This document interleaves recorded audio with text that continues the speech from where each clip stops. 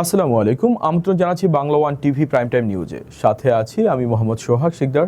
শুরুতেই জানাবো SNS home loan সংবাদ শিরোনাম। ইরানকে পাথর যুগে ফিরিয়ে নেওয়ার হুঁশিয়ারি ট্রাম্পের, 2-3 সপ্তাহে ইতিহাসের ভয়াবহতম হামলার ইঙ্গিত। অপরিচিত দেশে নির্বাসনের আতঙ্ক, যুক্তরাষ্ট্রের হাজার হাজার অভিবাসীর ভবিষ্যৎ নিয়ে ট্রাম্প প্রশাসনের নতুন চাল। ট্রাম্পকে খুনের হুমকি দিয়ে আটক ম্যাসাজ থেরাপিস্ট, ফেসবুক পোস্ট ঘিরে আমেরিকায় তোলপাড়। অ্যাটর্নি জেনারেল পাম বন্ডিকে সরিয়ে দিচ্ছেন ট্রাম্প, মার্কিন বিচার বিভাগে বড় রদবদলের গুঞ্জন। ইরান যুদ্ধের 32তম দিনে জাতির উদ্দেশ্যে দেওয়া 19 মিনিটের এক ভাষণে রণহুঙ্কার দিলেন মার্কিন প্রেসিডেন্ট ডোনাল্ড ট্রাম্প। ইরানকে মধ্যপ্রাচ্যের গুন্ডা আখ্যা দিয়ে তিনি জানান, আগামী 2 থেকে 3 সপ্তাহের মধ্যে দেশটিকে পাথর যুগে পাঠিয়ে দেওয়া হবে। তেলের দাম বৃদ্ধি থেকে শুরু করে পারমাণবিক হুমকি, সবকিছুর জন্যই ইরানকে দায়ী করে ট্রাম্পের এই ভাষণ এখন বিশ্বজুড়ে আলোচনার কেন্দ্রে। মার্কিন প্রেসিডেন্ট ডোনাল্ড ট্রাম্প বুধবার রাতে হোয়াইট হাউসের ক্রস হল থেকে জাতির উদ্দেশ্যে এক টেলিভিশন ভাষণে ইরান নিয়ে তার চূড়ান্ত পরিকল্পনা প্রকাশ করেছেন। যুদ্ধের 32তম দিনে এসে ট্রাম্প দাবি করেন, মার্কিন সামরিক বাহিনী ইরানে তাদের লক্ষ্য অর্জনের খুব কাছাকাছি। তবে লড়াই এখনই থামছে না, বরং আগামী 2 থেকে 3 সপ্তাহ দেশটিতে ইতিহাসের ভয়াবহতম হামলা চালানোর ইঙ্গিত দিয়েছেন তিনি। ট্রাম্প তার ভাষণে অত্যন্ত কঠোর ভাষা ব্যবহার করে বলেন, আমরা তাদের অত্যন্ত সজোরে আঘাত করতে যাচ্ছি। আগামী 2 থেকে 3 সপ্তাহের মধ্যে আমরা তাদের পাথর যুগে ফিরিয়ে দেব, যেখানে তাদের থাকা উচিত। তিনি পরিষ্কার করে দেন যে যদি ইরান আলোচনার টেবিলে এসে মার্কিন শর্ত না মানে, তবে তাদের প্রতিটি বিদ্যুৎ উৎপাদন কেন্দ্র এবং তেল অবকাঠামো ধ্বংস করে দেওয়া হবে। প্রেসিডেন্ট জানান, B-2 বোম্বারের সাহায্যে চালানো হামলায় ইরানের পারমাণবিক কর্মসূচি ইতিমধ্যে ধূলিসাৎ করা হয়েছে। এছাড়া দেশটির ব্যালিস্টিক মিসাইল তৈরির কারখানা এবং কট্টরপন্থী নেতৃত্বকেও পঙ্গু করে দেওয়া হয়েছে বলে তিনি দাবি করেন। ট্রাম্পের ভাষায়, যুদ্ধের ইতিহাসে কোনো শত্রু কখনো এত অল্প সময়ে এমন ধ্বংসাত্মক ক্ষতির সম্মুখীন হয়নি। আমেরিকায় তেলের দাম বৃদ্ধির বিষয়ে ট্রাম্প সরাসরি ইরানকে দায়ী করেন। তিনি বলেন, হরমুজ প্রণালীতে বাণিজ্যিক জাহাজে ইরানের পাগলাটে সন্ত্রাসী হামলার কারণেই এই সাময়িক মূল্য বৃদ্ধি। তবে তিনি আশ্বস্ত করেন যে আমেরিকা এখন তেলের জন্য মধ্যপ্রাচ্যের ওপর নির্ভরশীল নয় এবং খুব দ্রুতই এই পরিস্থিতি স্বাভাবিক হবে। ট্রাম্প এই যুদ্ধকে পরবর্তী প্রজন্মের জন্য একটি বড় বিনিয়োগ হিসেবে বর্ণনা করেন। ভিয়েতনাম বা ইরাক যুদ্ধের দীর্ঘসূত্রিতার উদাহরণ টেনে তিনি বলেন, মাত্র 32 দিনে আমেরিকা একটি শক্তিশালী দেশকে প্রায় নিশ্চিহ্ন করে দিয়েছে। এই যুদ্ধে 13 জন মার্কিন সৈন্যের প্রাণহানির কথা স্মরণ করে তিনি দেশবাসীকে ধৈর্য ধরার আহ্বান জানান এবং দাবি করেন যে আমেরিকা এখন আগের চেয়ে অনেক বেশি শক্তিশালী।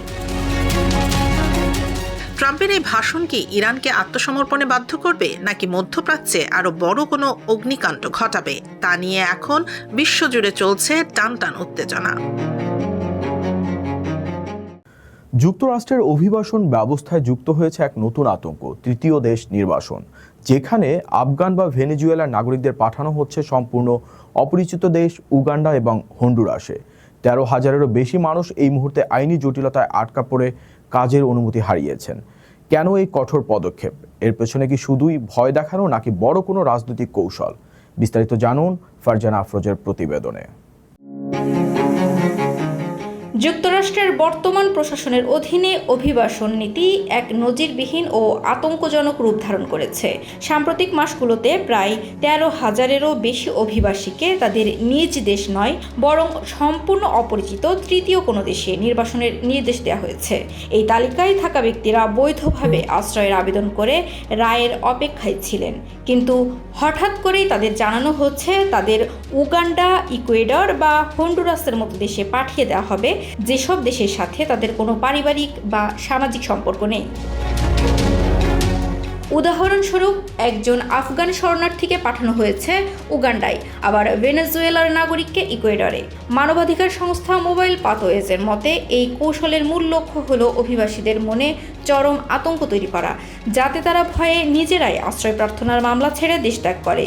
যদিও আইনি জটিলতা ও পর্যাপ্ত বিমানের অভাবে এখন পর্যন্ত খুব কম সংখ্যক মানুষকে প্রকৃতপক্ষে পাঠানো সম্ভব হয়েছে, তবুও এই নির্দেশনার ফলে হাজার হাজার মানুষ তাদের ওয়ার্ক পারমিট বা কাজ করার আইনি অধিকার হারিয়ে মানবেতর জীবনযাপন করছেন। অন্যদিকে ফ্লোরিডা, মিসিসিপি, দক্ষিণ ডাকোটা ও ইউটাহর মতো অঙ্গরাজ্যগুলোতে ভোটার নিবন্ধনে নাগরিকত্বের কঠোর প্রমাণ বাধ্যতামূলক করে নতুন আইন পাশ হয়েছে। এর ফলে ভোটার তালিকা থেকে অনেক প্রবাসীর নাম বাদ পড়ার শঙ্কা তৈরি হয়েছে। ক্যালিফোর্নিয়ার একটি ফেডারেল আদালত সম্প্রতি বিনা পরোয়ানায় অভিবাসী গ্রেপ্তারের ঘটনায় সীমান্তরক্ষী বাহিনীর কঠোর সমালোচনা করলেও ট্রাম্প প্রশাসন তাদের ম্যাস ডিপোর্টেশন বা গণবহিষ্কারের পরিকল্পনা থেকে পিছু হটছে না। সব মিলিয়ে 2026 সালের এই বসন্তে যুক্তরাষ্ট্রে অবস্থানরত লাখো অভিবাসী ও প্রবাসী বাংলাদেশিরা এক চরম আইনি ও মানসিক অস্থিরতার মধ্য দিয়ে সময় পার করছেন। একদিকে কর্মসংস্থানের অনিশ্চয়তা, অন্যদিকে অপরিচিত দেশে নির্বাসনের আতঙ্ক। সব মিলিয়ে মার্কিন মুলুকে প্রবাসীদের ভবিষ্যৎ এখন এক বড় প্রশ্নচিহ্নের মুখে। আমেরিকায় জন্মসূত্রে নাগরিকত্ব পাওয়ার দীর্ঘদিনের সাংবিধানিক অধিকার কি কেড়ে নেওয়া হবে? প্রেসিডেন্ট ডোনাল্ড ট্রাম্পের এই বিতর্কিত নির্বাহী আদেশের উপর শুনানি চলাকালীন খোদ সুপ্রিম কোর্টের বিচারপতিরাই চরম সংশয় প্রকাশ করেছেন। প্রথম কোনো প্রেসিডেন্ট হিসাবে আদালতে উপস্থিত হয়েও নিজের পক্ষের যুক্তিগুলো জোরালোভাবে প্রতিষ্ঠা করতে ট্রাম্প কতটা সফল হলেন তা নিয়ে এখন বড় প্রশ্ন দেখা দিয়েছে। মার্কিন সুপ্রিম কোর্টে বুধবার এক নজিরবিহীন ঘটনার সাক্ষী থাকল বিশ্ব। প্রেসিডেন্ট ডোনাল্ড ট্রাম্পের জন্মসূত্রে নাগরিকত্ব বা বার্থরাইট সিটিজেনশিপ সীমিত করার নির্দেশের বিরুদ্ধে আইনি লড়াই এখন চূড়ান্ত পর্যায়ে। এই প্রথম কোনো ক্ষমতাসীন মার্কিন প্রেসিডেন্ট হিসেবে ট্রাম্প সশরীরে সুপ্রিম কোর্টের শুনানিতে উপস্থিত ছিলেন। লাল টাই এবং কালো স্যুটে সজ্জিত ট্রাম্প আদালতের সামনের সারিতে বসে পুরো কার্যক্রম পর্যবেক্ষণ করেন। তবে 2 ঘন্টারও বেশি সময় ধরে চলা এই শুনানিতে রক্ষণশীল এবং উদারপন্থী উভয় পক্ষের বিচারপতিরাই ট্রাম্প প্রশাসনের আইনজীবীকে কড়া প্রশ্নের মুখে ফেলেন। 6-3 রক্ষণশীল সংখ্যাগরিষ্ঠতা থাকা সত্ত্বেও বেশিরভাগ বিচারপতি এই নির্দেশের আইনি বৈধতা নিয়ে সন্দেহ প্রকাশ করেছেন। ট্রাম্পের নির্বাহী আদেশে বলা হয়েছিল যুক্তরাষ্ট্রে জন্মগ্রহণকারী শিশুদের স্বয়ংক্রিয়ভাবে নাগরিকত্ব দেয়া হবে না যদি তাদের বাবা মায়ের কারোরই মার্কিন নাগরিকত্ব বা গ্রিন কার্ড না থাকে। সরকারের পক্ষ থেকে সলিসিটর জেনারেল ডি জন সয়ার যুক্তি দেন যে এই নিয়ম অবৈধ অভিবাসনকে উৎসাহিত করছে এবং মার্কিন নাগরিকত্বের মর্যাদাকে ক্ষুণ্ণ করছে। শুনানি শেষ হওয়ার আগেই আদালত ত্যাগ করেন ট্রাম্প। পরে সামাজিক যোগাযোগ মাধ্যমে তিনি ক্ষোভ উগরে দিয়ে বলেন, বার্থরাইট সিটিজেনশিপ বজায় রাখা বোকামি। এমনকি নিজে নিযুক্ত বিচারপতিদের ওপর অসন্তুষ্ট হয়ে তিনি তাদের নির্বোধ বলেও আখ্যা দেন এবং মন্তব্য করেন যে সুপ্রিম কোর্ট ঠিকমতো কাজ করছে না। আমেরিকা বিশ্বের সেই 33টি দেশের একটি যেখানে জন্মসূত্রে নাগরিকত্ব দেওয়ার নিয়ম চালু আছে। যদি সুপ্রিম কোর্ট ট্রাম্পের এই নির্দেশকে আটকে দেয় তবে তা হবে তার অভিবাসন নীতির জন্য একটি বিশাল বড় ধাক্কা। যুক্তরাষ্ট্রের গ্রামীণ ও অবহেলিত অঞ্চলে যখন চিকিৎসক সংকট তীব্র আকার ধারণ করেছে, ঠিক তখনই ট্রাম্প প্রশাসনের বিতর্কিত ভিসা নীতি বিপাকে ফেলেছে হাজার হাজার বিদেশি চিকিৎসককে। 39 দেশের ডাক্তারদের ভিসা নবায়ন স্থগিত থাকায় হাসপাতালগুলোতে সেবা ব্যাহত হচ্ছে। বিশেষজ্ঞরা সতর্ক করে বলেছেন, এই সিদ্ধান্ত শুধু চিকিৎসকদের নয়, বরং পুরো মার্কিন জনস্বাস্থ্য ব্যবস্থাকেই বড় ধরনের ঝুঁকির মুখে ঠেলে দিচ্ছে। আমেরিকার গ্রামীণ ও পিছিয়ে পড়া জনপদগুলোতে যখন চিকিৎসকের তীব্র অভাব, ঠিক তখনই ট্রাম্প প্রশাসনের একটি বিতর্কিত নীতি হাজার হাজার বিদেশি চিকিৎসকের ব্যবস্থাকে হুমকির মুখে ঠেলে দিয়েছে। নাইজেরিয়া, ভেনেজুয়েলা ও কিউবার মতো 39টি দেশের চিকিৎসকদের ভিসা নবায়ন প্রক্রিয়া উদ্দেশ্যমূলকভাবে ধীর গতি বা স্থগিত করে রাখা হয়েছে। প্রেসিডেন্ট ডোনাল্ড ট্রাম্প এই দেশগুলোকে জাতীয় নিরাপত্তার জন্য হুমকি হিসেবে চিহ্নিত করেছেন। ফলে US citizenship and immigration services গত ডিসেম্বর থেকে এসব দেশের নাগরিকদের ভিসা নবায়ন বন্ধ রেখেছে। অথচ এই চিকিৎসকদের অনেকেই 1 দশকেরও বেশি সময় ধরে যুক্তরাষ্ট্রে বসবাস করছেন এবং কোনো ধরনের সামাজিক কল্যাণ সুবিধা ছাড়াই কঠোর পরিশ্রমের মাধ্যমে নিজেদের যোগ্য প্রমাণ করেছেন। বর্তমানে প্রায় 10,000 H-1B এবং 17,000 J-1 ভিসাধারী চিকিৎসক এই অনিশ্চয়তার কবলে পড়েছেন। অনেক হাসপাতাল প্রায় $3,000 ফি দিয়ে ফাস্ট ট্র্যাক আবেদন করলেও মাসের পর মাস কোনো আপডেট পাচ্ছে না। বিশেষ করে পেনসিলভানিয়া বা টেক্সাসের মতো অঙ্গরাজ্যগুলোর গ্রামীণ হাসপাতালে যেখানে একজন বিশেষজ্ঞই একমাত্র ভরসা, সেখানে সেই চিকিৎসকের কাজ বন্ধ হয়ে যাওয়ায় রোগীরা পড়েছেন চরম বিপাকে। আমেরিকান মেডিকেল অ্যাসোসিয়েশন এবং অন্যান্য স্বাস্থ্য সংস্থাগুলো এই নীতির তীব্র প্রতিবাদ জানিয়েছে। তাদের মতে এই চিকিৎসকরা জাতীয় নিরাপত্তার হুমকি নন, বরং তারা জনস্বাস্থ্যের অতন্দ্র প্রহরী। ইতিমধ্যেই শতাধিক সিরীয় চিকিৎসক সহ অনেক ভুক্তভোগী ফেডারেল আদালতে মামলা করেছেন। চিকিৎসকরা বলছেন, যেখানে দেশটিতে স্বাস্থ্যকর্মীর সংকট চরমে, সেখানে দক্ষ চিকিৎসকদের বসিয়ে রাখা কেবল অমানবিকই নয়, বরং আত্মঘাতী। সর্বশেষ আপডেটও এই স্থগিতাদেশ বহাল রাখায় মার্কিন স্বাস্থ্য খাতে বড় ধরনের বিপর্যয়ের আশঙ্কা আরও ঘনীভূত হয়েছে।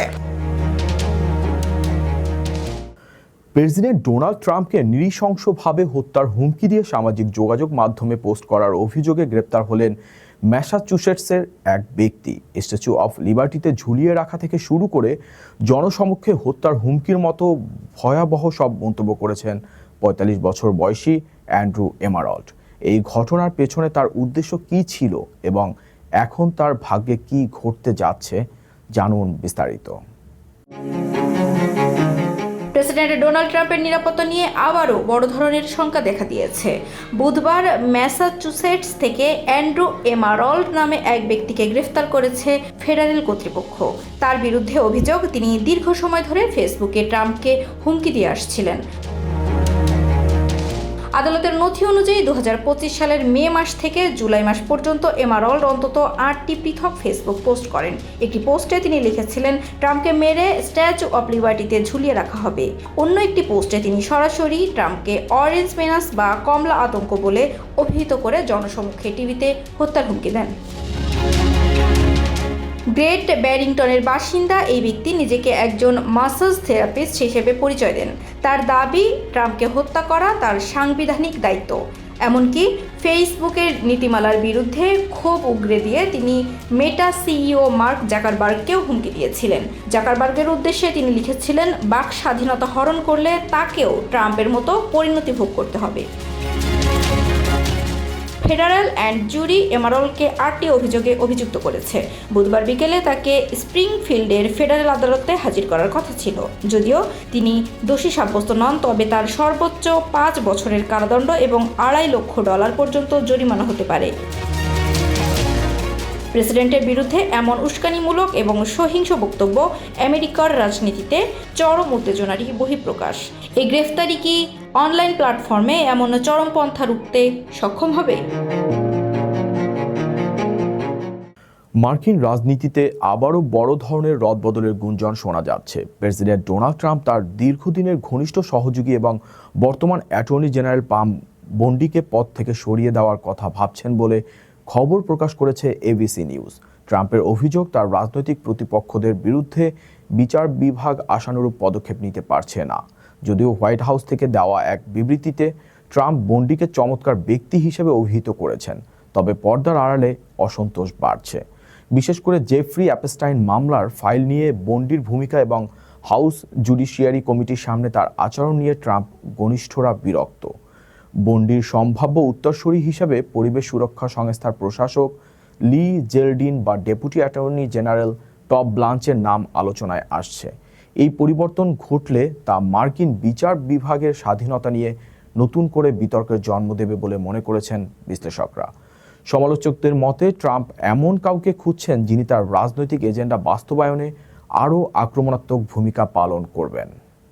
লন্ডন কি সত্যি বসবাসের জন্য অনিরাপদ? মার্কিন প্রেসিডেন্ট ডোনাল্ড ট্রাম্পের করা মন্তব্যের পাল্টা জবাব দিলেন লন্ডনের মেয়র সাদিক খান। ট্রাম্পের করা অপপ্রচার এবং মিথ্যা রুখতে ব্রিটিশ কূটনীতিকদের প্রতি বিশেষ আহ্বান জানিয়েছেন তিনি।